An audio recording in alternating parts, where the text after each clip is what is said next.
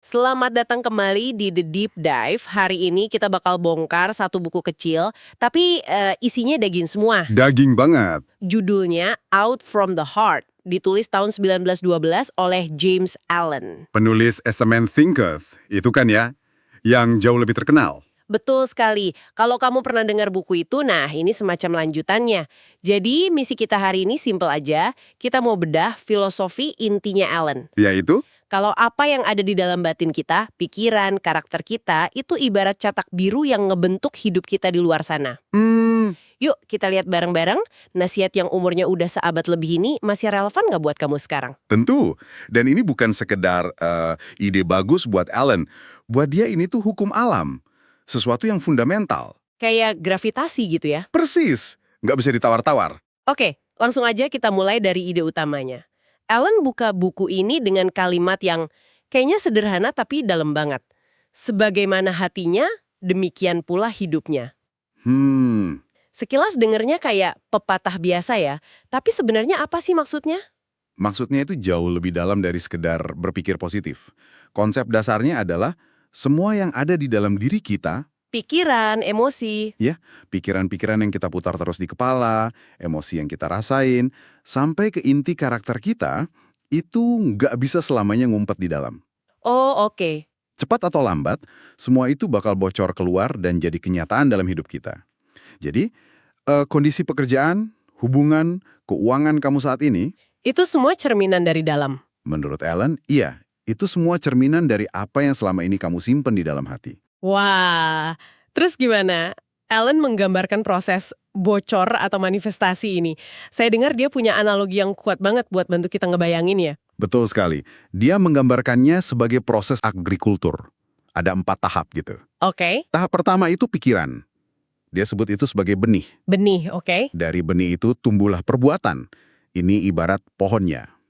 Masuk akal. Perbuatan yang kamu ulang-ulang terus, itu akan membentuk karakter. Nah, karakter itulah bunganya. Dan akhirnya, Akhirnya, karakter itu akan menghasilkan takdir atau nasib yang jadi buahnya. wow. Jadi, apa yang kamu panen hari ini dalam hidupmu adalah buah dari benih pikiran yang mungkin nggak sadar kamu tanam berbulan-bulan bahkan bertahun-tahun lalu. Wah, ini ide yang sekaligus memberdayakan tapi juga agak menampar ya. Ya juga sih. Artinya, semua kendali ada di tangan kita. Kita ini semacam penjaga gerbang dari pikiran kita sendiri. Tapi jujur, jadi penjaga gerbang pikiran itu kan susahnya minta ampun. Tepat. Dan Allen nggak main-main soal ini. Dia bilang, setiap orang itu adalah penjaga hatinya, pengamat pikirannya. Penjaga tunggal benteng kehidupannya. Betul. Nah, dari posisi sebagai penjaga itu, pilihannya cuma 2.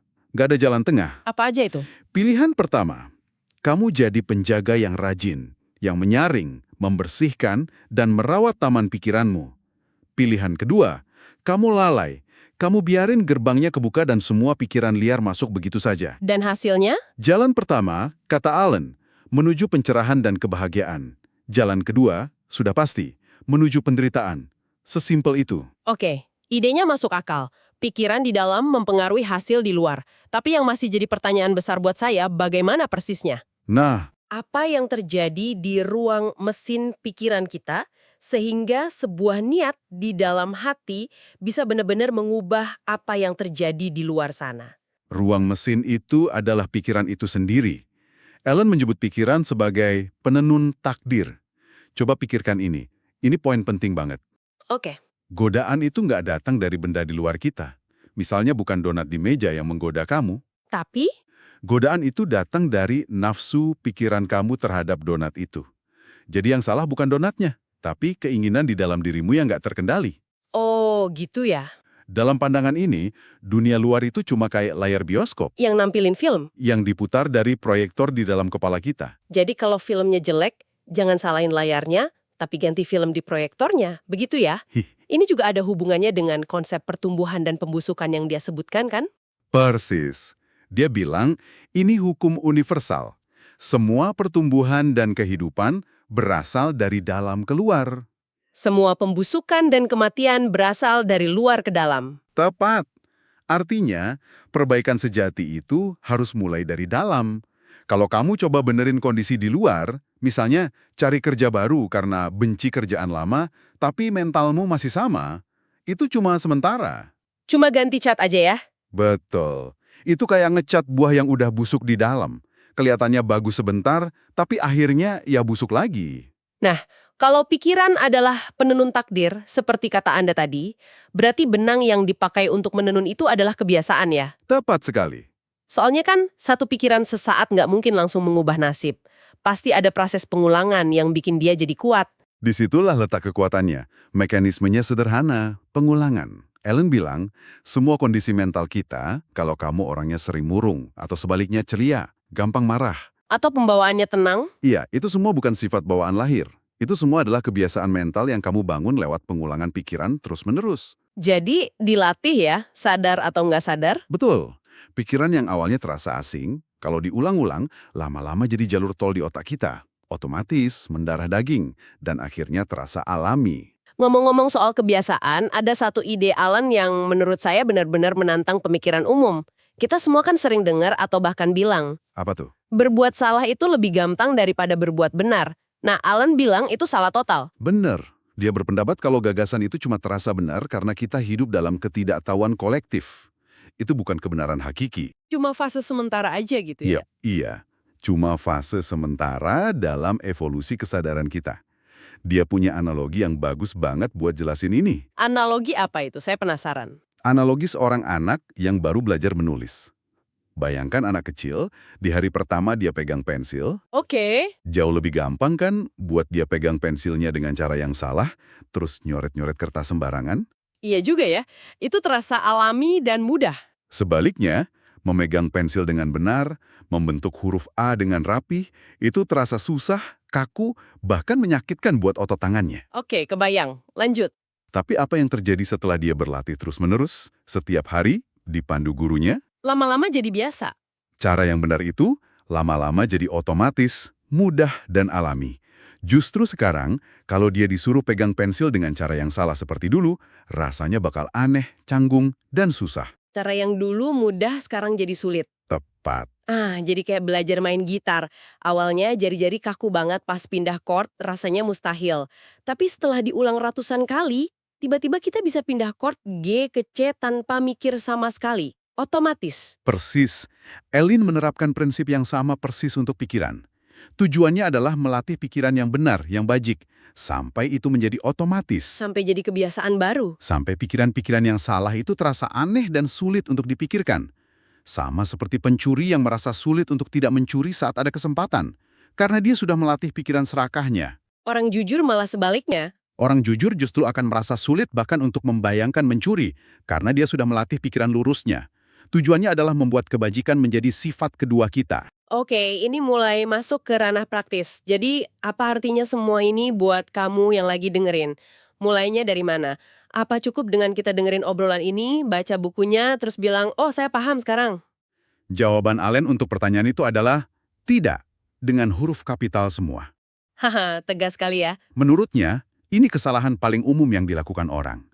Kita pikir, pencerahan atau kehidupan yang lebih tinggi itu bisa dicapai cuma dengan baca-baca teori. Atau setuju sama sebuah konsep. Benar. Allen sangat tegas soal ini. Kebajikan hanya bisa diketahui dengan melakukannya. Pengetahuan sejati itu lahir dari praktik, bukan sebaliknya. Wah, ini kebalikan dari cara kita biasa belajar di sekolah ya. Di sekolah kan kita diajarin teorinya dulu, hafal rumusnya, baru ngerjain soal. Allen membaliknya. Tepat. Dia bilang, coba deh lihat bidang lain dalam hidup. Kita sebenarnya sudah menerapkan prinsip praktik dulu ini. Contohnya, Seorang guru matematika nggak akan mulai kelas 1 SD dengan nerangin teori bilangan abstrak. Dia bakal kasih soal penjumlahan sederhana buat dikerjakan. dan dari situ si anak pelan-pelan paham prinsipnya. Iya, Contoh montir yang dia kasih juga kena banget. Nggak mungkin kan seorang calon montir di hari pertama kerja disuruh baca buku manual mesin jet, nggak mungkin. Pasti dia dikasih kunci pas. disuruh belajar mengencangkan baut dulu. Dari situ dia belajar rasanya jadi montir. Atau contoh yang lebih fundamental lagi, seorang anak kecil, dia diajari untuk patuh, untuk bilang terima kasih, untuk berbagi mainan, jauh sebelum dia paham konsep etika dan moralitas. Dia melakukan kebaikan dulu ya. Dia melakukan dulu, baru bertahun-tahun kemudian dia mengerti mengapa hal itu penting. Tindakan selalu mendahului pemahaman sejati. Jadi buku ini Buku ini intinya adalah buku panduan untuk bertindak. Panggilan untuk mulai kerja, mulai dari hal-hal yang paling dasar. Oke, kalau ini memang buku panduan, apa langkah pertamanya? Apa aja yang disuruh Ellen kita lakukan secara konkret? Nah, disinilah Ellen nggak cuma ngasih kita filosofat, tapi juga resep. Dia menyusun program 10 langkah praktis yang dia bagi jadi 3 pelajaran utama. 3 pelajaran. Cara dia menyusunnya ini menarik. Anggap saja kita lagi membangun rumah karakter kita. Membangun rumah? Oke, saya suka analogi ini. Pertama, kamu harus bangun fondasinya dulu kan? Bagian paling dasar yang menopang segalanya. Tentu. Buat Ellen, fondasi itu adalah tubuh. Jadi, pelajaran pertama adalah disiplin tubuh. Oke, disiplin tubuh. Isinya apa aja? Di sini kita beresin 2 penyakit utama. Pertama, kemalasan. Ini termasuk suka menunda-nunda dan kebanyakan tidur. Dan kedua, memanjakan diri, terutama soal kerakusan dan makan berlebihan. Oke, fondasi tubuh sudah kuat. Terus apa dindingnya? Betul. Setelah fondasi kuat, baru kita bangun dindingnya. Dinding ini adalah cara kita berinteraksi dengan dunia luar. Ah, ucapan ya? Jadi, pelajaran kedua adalah disiplin ucapan. Ini lebih kompleks. Ada 5 hal yang harus dibereskan. Fitnah, gosip dan obrolan gak penting, ucapan yang kasar, ucapan yang sembrono, dan kebiasaan suka cari-cari kesalahan orang lain. Wow, banyak juga ya daftarnya. Urutannya logis banget dari yang paling kelihatan, yaitu tubuh, ke interaksi kita. Berarti setelah dindingnya berdiri, kita garap interiornya ya? Tepat. Bagian paling dalam yang gak kelihatan orang lain. Pelajaran ketiga adalah disiplin keinginan. Ini lebih ke kebajikan ya? Di sini, kita nggak lagi cuma membersihkan yang buruk, tapi secara aktif melatih 3 kebajikan utama. Pertama, melakukan kewajiban tanpa pamrih. Kedua, menjaga kejujuran yang teguh. Dan ketiga, memberi pengampunan tanpa batas. Jadi polanya jelas ya, dari fisik, ke lisan, baru ke batin. Dari luar ke dalam. Tunggu, ada beberapa detail di situ yang kedengarannya ekstrim banget buat telinga modern. Misalnya, saya baca dia menyarankan untuk menghapuskan makan malam. Apa logikanya di situ? Kenapa spesifik makan malam? Itu pertanyaan bagus. Penting untuk ngerti kenapanya di balik aturan-aturan ini.